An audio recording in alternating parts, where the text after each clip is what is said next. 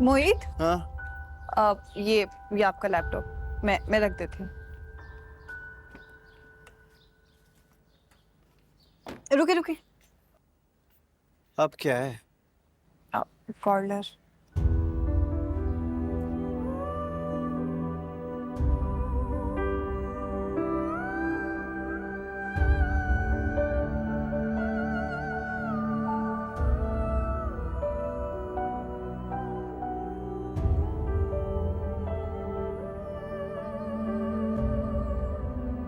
हो गया ये और भी कुछ रहता है?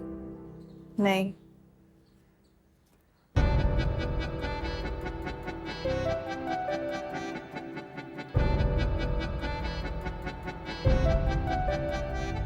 न सोचता न टोकता न रोकता कभी, न जानता न मानता न हारता कभी।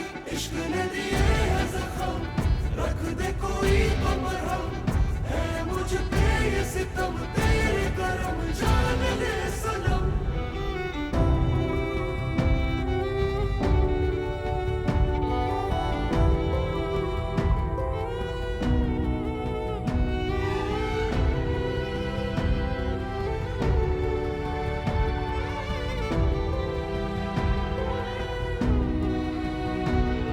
कहीं रह न जाए नाज कोई, नाम की ही वफा थी जो हमको मिली।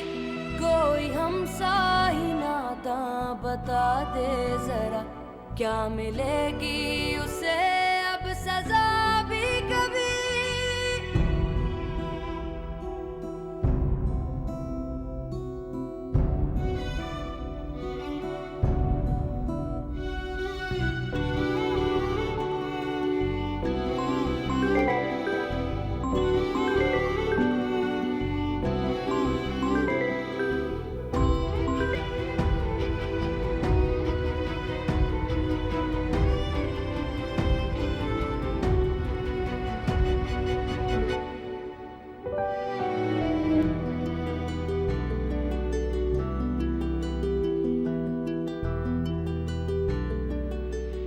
मुझे बताएं मॉम, क्या कहा था आपने अबीरा से?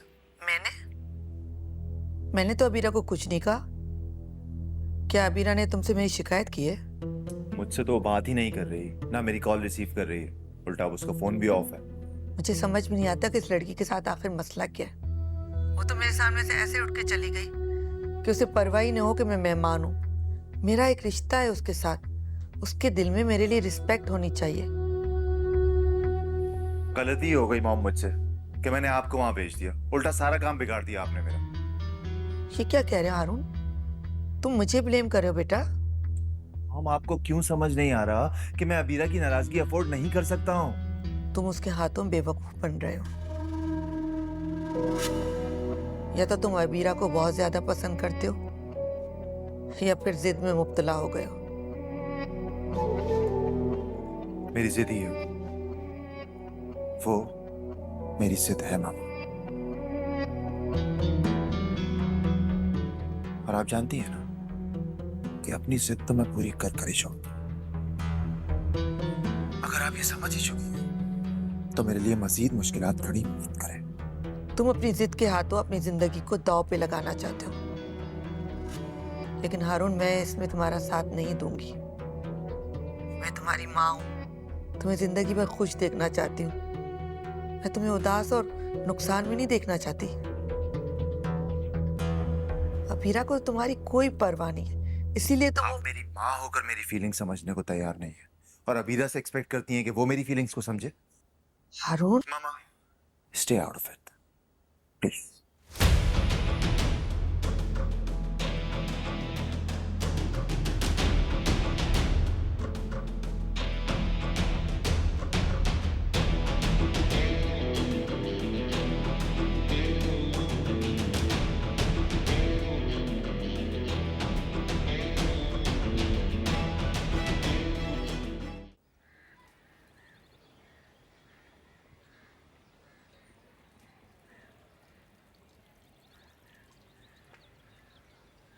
नाश्ता आपा, मैंने आपसे बहुत जरूरी बात करनी है।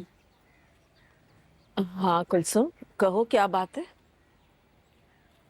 आपको पता है ना हम कितने महीनों से यहाँ आए हुए हैं, और आपके भाई को एक अजीब सी जिद हुई हुई है। वो अपना बिजनेस, प्रॉपर्टी सब कुछ छोड़कर यहाँ बैठ गए हैं और वापस जाना ही नहीं चाहते हैं। कुलसुम वो वापस नहीं जाना चाह रहा, यहीं सेटल होना चाह रहा है। नाश्ता लोग मुल्क के हालात से तंग आकर मुल्क छोड़ के जा रहे हैं, और हम बाहर अपनी वेल सेटल लाइफ को छोड़कर वापस आ जाएं। देखो कुलसुम, जब इंसान अपनी जिंदगी शुरू करता है ना तो उसके लिए बहुत मेहनत करता है, भाग दौड़ करता है सेटल होने के लिए।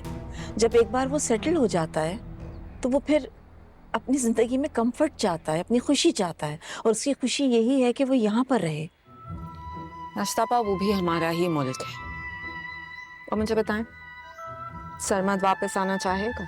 नहीं, बिल्कुल भी नहीं, वो तो वहीं पर रहना चाहता है। लेकिन हाँ, सच बताऊं तो मैं यहाँ सेटल होना चाहती हूँ, क्योंकि मैं वहाँ की तेज रफ्तार जिंदगी से ना उकता चुकी हूँ। नाश्तापा पता नहीं आप लोग किस जमाने की बात कर रहे हैं। अच्छा देखिए, शान से तंग आ गई है यहाँ। मैं 2 दफा उसकी सीट भी कैंसिल कर चुकी।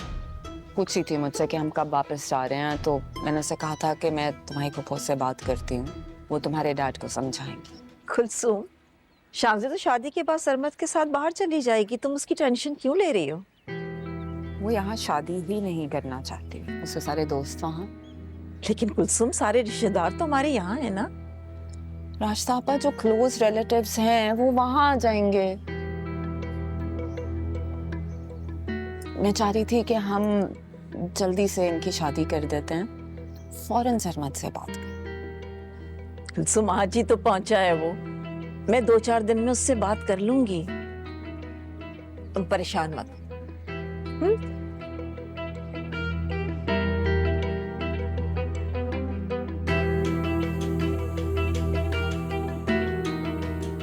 अस्सलाम वालेकुम बाबा, कैसी तबीयत है अब आपकी?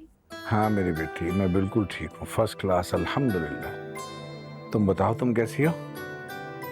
मैं बिल्कुल ठीक हूँ। सबरीना से बात कर रहा।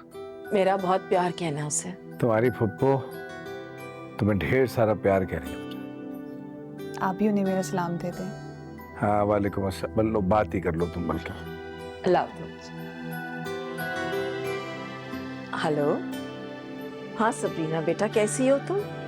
मैं बिल्कुल ठीक हूँ। आप मुझे ये बताएं कि बाबा तो ठीक है ना? मेरा मतलब है कि हॉस्पिटल से आने के बाद कोई मसला तो नहीं हुआ?